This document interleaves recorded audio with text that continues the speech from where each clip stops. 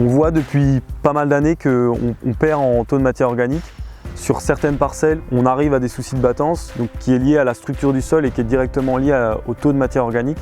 Donc c'est pour ça qu'on travaille en lien avec nos coopératives à augmenter ces taux-là. Par exemple, sur cette parcelle d'oignons, au lieu de labourer, on est venu travailler avec un outil fissurateur, comme un strip till, pour éviter de bouleverser la vie du sol et aider à la décomposition des débris végétaux et des pailles qui restaient de l'ancien couvert. On vient aussi travailler justement sur les couverts végétaux, d'avoir des couverts qui produisent de la biomasse, qui fissurent le sol, qui favorisent aussi la biodiversité en mélangeant tout un tas d'espèces. Dorian souhaite à la fois faire des cultures industrielles et spécialisées, donc des betteraves, des oignons, les différentes porte-graines, mais il souhaite aussi améliorer son sol. Il fallait qu'on trouve un mélange de couverts végétaux qui correspondent à ses attentes, et c'est comme ça qu'on a conçu et fabriqué le mélange agrognon, donc qui à la fois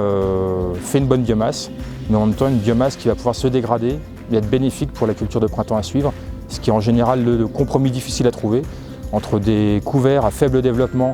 qui se dégradent vite et qui ont un effet positif, mais mineur,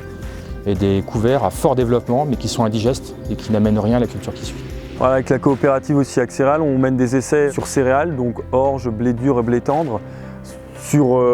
tout un aspect résistance maladie, fertilisation, etc., qui nous permet aussi de choisir des variétés qui sont adaptées à nos nouveaux systèmes de production. Tout est relié, la variété, sa productivité, son efficience par rapport aux apports azotés, sa moindre sensibilité aux maladies, tout est lié ensemble avec un bon fonctionnement du sol, avec une bonne rémunération de l'agriculteur et avec une réponse aux attentes filières. Aujourd'hui sur l'exploitation, on est autour des 2% de matière organique. On s'est fixé un objectif d'atteindre une moyenne de 3,5% de matière organique sur l'ensemble d'exploitation. On sait que ce sera long, autour de la quinzaine d'années pour arriver à ce résultat-là, tout en travaillant quotidiennement sur les couverts, le travail du sol et tout ce qu'on fait en amendement et fertilisation.